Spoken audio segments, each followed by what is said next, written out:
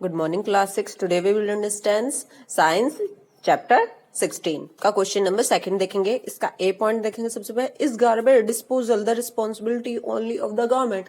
क्या garbage disposal only government की responsibility है? तो इसका आंसर देखेंगे, garbage disposal is the responsibility of every citizen, यानी कि हर एक, यानी कि प्रत्येक व्यक्ति की जिम्मेदारी है गार्बेज डिस्पोजल की. ठीक है. If we continue to generate so much garbage, अगर हम इसी तरह बहुत सारा गार्बेज जनरेट करने लग गए, the spreading disease will increase at large scale. तो क्या होगा, हमारे इन्वायरमेंट में लार्ज स्केल पे क्या होगी, डिजीज होने लग जाएंगी, क्योंकि गार्बेज से ही तो इंसेक्ट, वायरस, बैक्टीरिया ये सब बनते हैं. उन फिर जब वायरस, बैक्टीरिया एनवायरमेंट में बढ़ेंगे तो हमारी डिजीज भी बढ़ेंगी.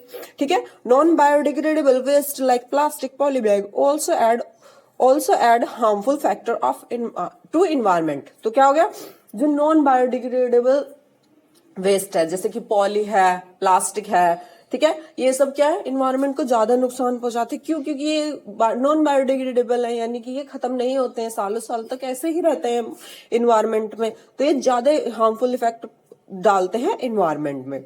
We must ensure way to reduce generation of garbage. क्या है, हमें जो है कम गार्बेज को जनरेट करना चाहिए. ठीक है. हमें अपनी डेली लाइफ में देखना चाहिए हम कितना ज्यादा वेस्ट कर देते हैं, तो हमें उसको रिड्यूस करना चाहिए, कम करना चाहिए, कि हम कम से कम कूड़ा फैलाएं. ठीक है.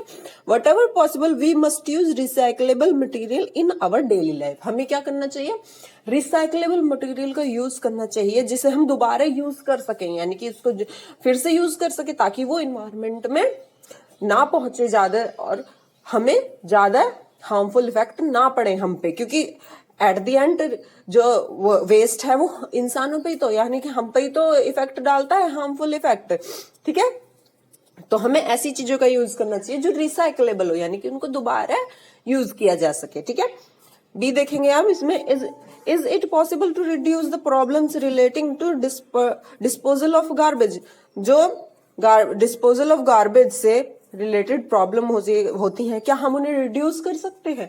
अब इसका आंसर हम देखेंगे, yes it is possible to reduce the problems related to disposal of garbage to a large extent. क्या है, हम, यानी कि यस, हम क्या है, उन प्रॉब्लम्स को रिड्यूस कर सकते हैं जो डिस्पोजल ऑफ गार्बेज की वजह से हमारे लाइफ में होती हैं. ठीक है. जो लार्ज स्केल पे हमारे लाइफ में प्रॉब्लम्स होती हैं, हम उन्हें कम कर सकते हैं. कैसे?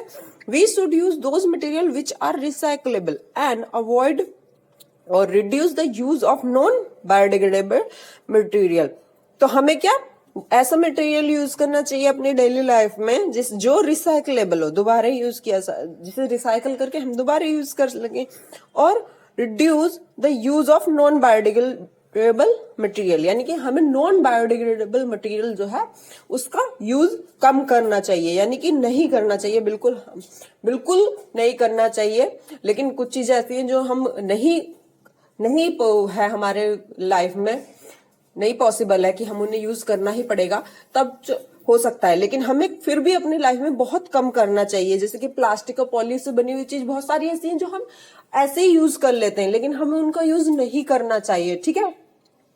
नेक्स्ट देखेंगे, while throwing out garbage in trash can we should separate biodegradable waste from non biodegradable waste and throw them in separate beans.